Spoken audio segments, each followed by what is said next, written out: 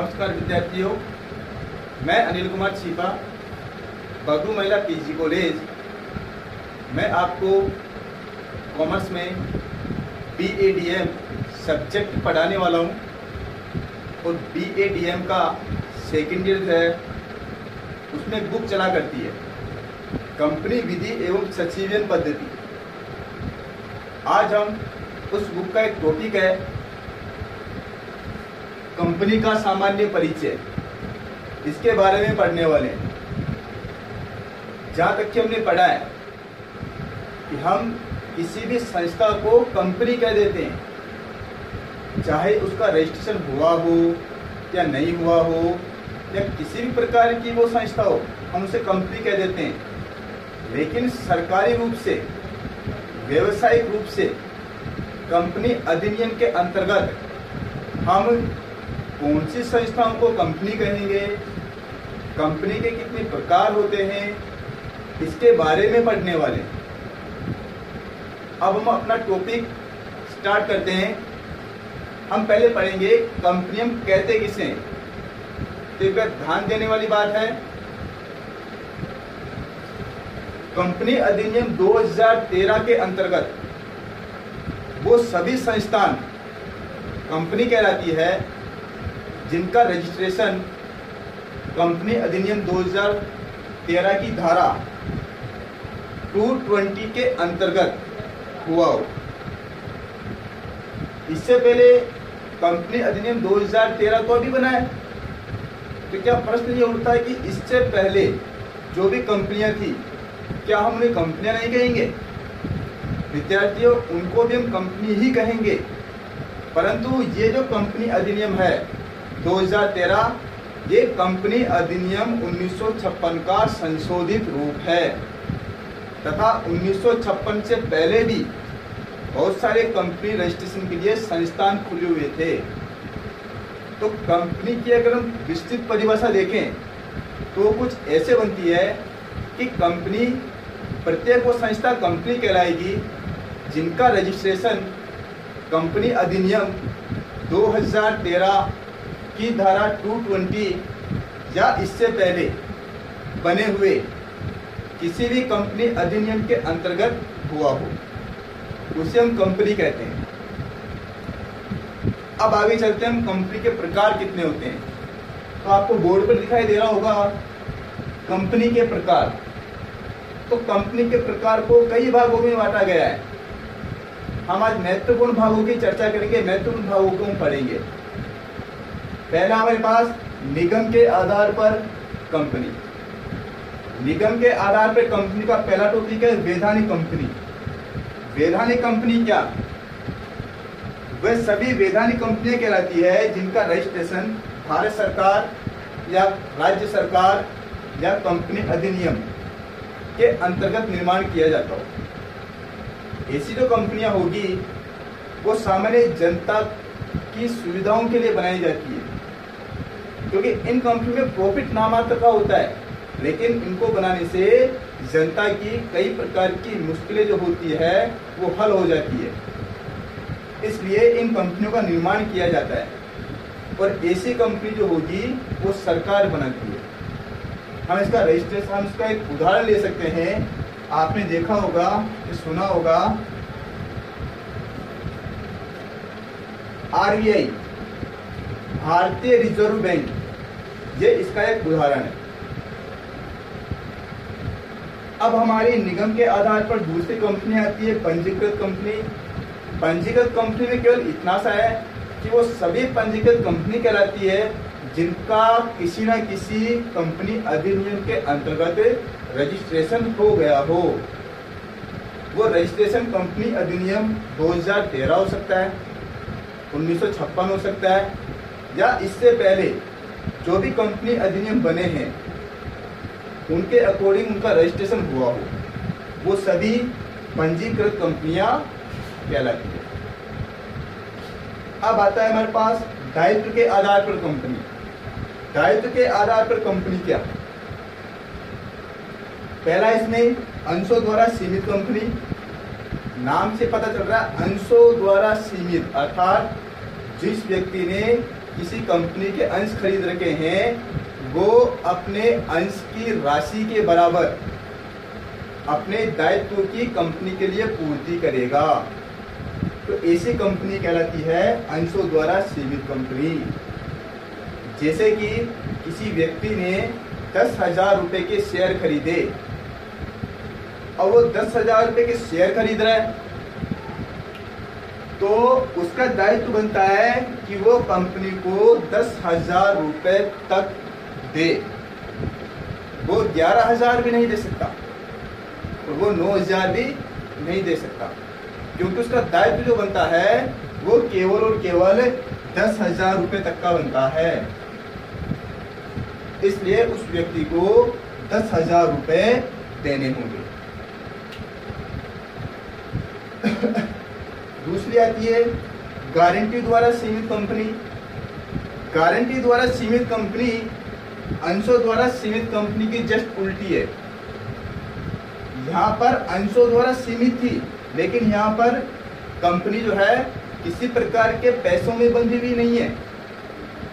अगर अंशधारी ने यह कह दिया है कि मैं आपको 10,000 रुपए के अंश मैंने खरीदे हैं, परंतु मैं आपको 12,000 रुपए तक की गारंटी देता हूं कि विपरीत परिस्थितियों में मैं कंपनी के 12,000 रुपए जितने की दायित्व की पूर्ति करूंगा, तो वो ऐसी कंपनियां कहलाती है गारंटी द्वारा सीमित कंपनी। ये अपने द्वारा खरीदे गए अंशों से ज्यादा हो सकती है, अपने द्वारा खरीदे गए अंशों से गारंटी कम भी हो सकती है। ये कंपनी के जो प्रलेख होता है उस पर निर्भर करती है।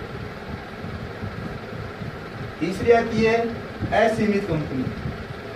असीमित कंपनी एक ऐसी कंपनी होती है जिसका किसी प्रकार से कोई भी फिक्स दायित्व नहीं होता है। कंपनी को जितने रुपए की आवश्यकता होती है वो सारे के सारे अंशधारी मिलकर कंपनी को उसकी आवश्यकता के अनुसार रुपए देते हैं, इसकी कोई सीमा नहीं है। दूसरा आता हमारे पास, तीसरा आता है सदस्यों के आधार पर कंपनी। सदस्यों के आधार पर कंपनी का मतलब क्या कि एक कंपनी में कितने सदस्य हो सकते हैं, इसके बारे में कंपनी के प्रकार पढ़ेंगे। पहला सदस्यों के आधार पर कंपनी जो है, इसमें पहला है सार्वजनिक कंपनी। सार्वजनिक कंपनी नाम से पता चल जाता, सार्वजनिक सामान्य जनता की कंपनी। तो सामान्य जनता की कंपनी का होता है सार्वजनिक कंपनी। अब ऐसी कंपनी का रजिस्ट्रेशन करवाने के लिए आपको कम से कम 7 लोगों की आवश्यकता होती है, और अधिकतम कितने भी व्यक्ति हो सकते हैं, कितने भी सदस्य हो सकते हैं, लेकिन कम से कम 7 व्यक्तियों का होना जरूरी है। वो 7 सदस्य जो होंगे वो सिग्नेचर करेंगे, तभी आपकी कंपनी सार्वजनिक कंपनी कहलाएगी। अधिकतम की कोई सीमा नहीं है, 10,000 हो सकते हैं, 5,000 हो सकते हैं, 50,000 भी हो सकते हैं। तो सामान्य जनता की कोई सीमा ही नहीं है, कोई भी व्यक्ति सामान्य जनता जो अंश खरीद सकती है। दूसरी कंपनी आती है हमारे पास निजी कंपनी। निजी कंपनी जो है एक स्वामित्वधारी कंपनी होती है, स्वयं की कंपनी होती है। इसके अंदर कुछ छूट दे रखी है, सरकार ने कुछ छूट दी है। वो छूट कैसे वो करते हैं हम, यहाँ पर हमने देखा है कि 7 व्यक्तियों की आवश्यकता होती है कंपनी के रजिस्ट्रेशन के लिए, लेकिन निजी कंपनी में कंपनी के रजिस्ट्रेशन के लिए हमें 2 ही व्यक्तियों की आवश्यकता होती है, केवल 2 व्यक्ति चाहिए हमें। अगर आपके पास 2 सदस्य होंगे तो भी आप कंपनी का रजिस्ट्रेशन करवा सकते हो।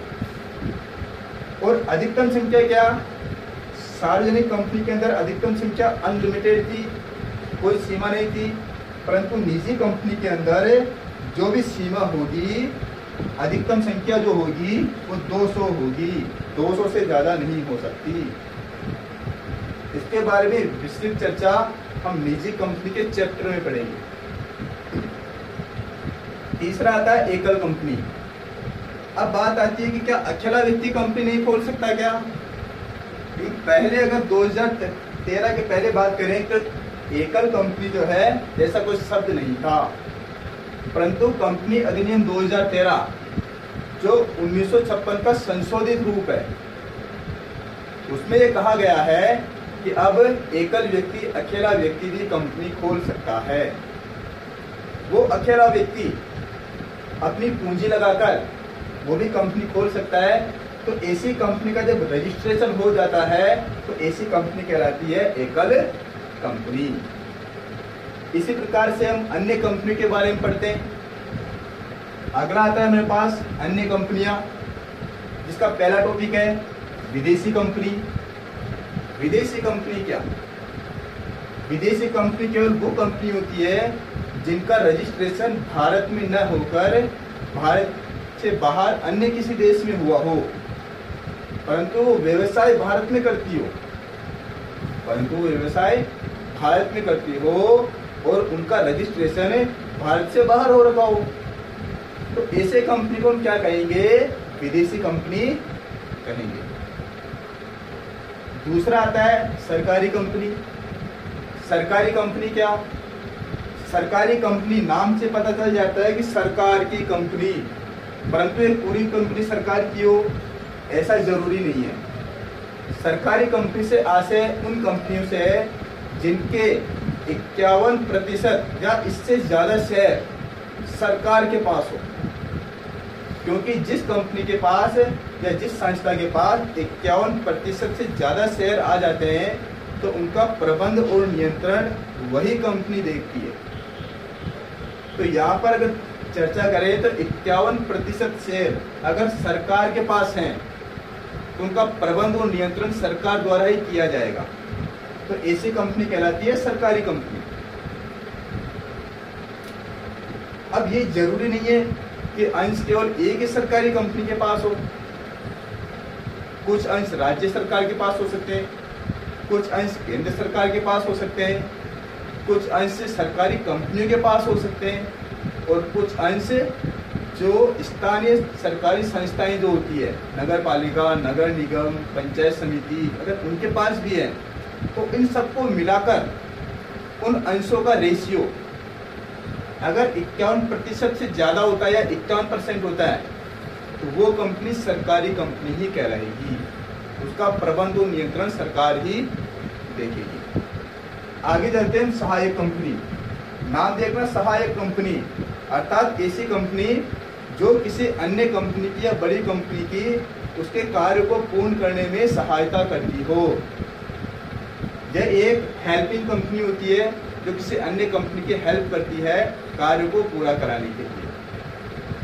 हेड कंपनी जो होती है इन्हें कार्य देती है और कार्य के बदले इनको कुछ राशि देती है उनके कार्य के अकॉर्डिंग। तो ऐसी जो कंपनी जो होगी वो कह रहा है कि सहायक कंपनियां। अब आता हमारे पास सूत्रधारी कंपनी। सूत्रधारी कंपनी क्या? सूत्रधारी अभी हमने पढ़ा है सहायक कंपनी। तो सहायक कंपनी तो वो होती है जो हेल्प कर रही है, और सूत्रधारी कंपनी वो होती है जो उस छोटी कंपनी को कार्य दे रही है। अर्थात जो मेन हेड कंपनी होगी जिसने उस छोटी कंपनी का सूत्र पकड़ रखा है ताकि वो कंपनी भी इस कंपनी के द्वारा चलती रहे, उनका काम भी चलता रहे। और जो हेड कंपनी होगी वो अपने लक्ष्य की पूर्ति अति शीघ्र कर लेती है। अपने लक्ष्य की पूर्ति अति शीघ्र करने के लिए वो अन्य कंपनी की सहायता लेती है। तो सहायता देने वाली कंपनी कौन सी कहलाती है? सहायक कंपनी। परंतु जो कंपनी सहायता ले रही है और इसके अतिरिक्त 20% प्रबंध और नियंत्रण, कंपनी के 20% है, कंपनी पर वो 20% तक प्रबंध और नियंत्रण रखी हो, तो ऐसी जो कंपनी होगी वो सूत्रधारी कंपनी कहलाती है। अब अगले टॉपिक में हम कंपनी की विशेषताओं के बारे में पढ़ने वाले हैं।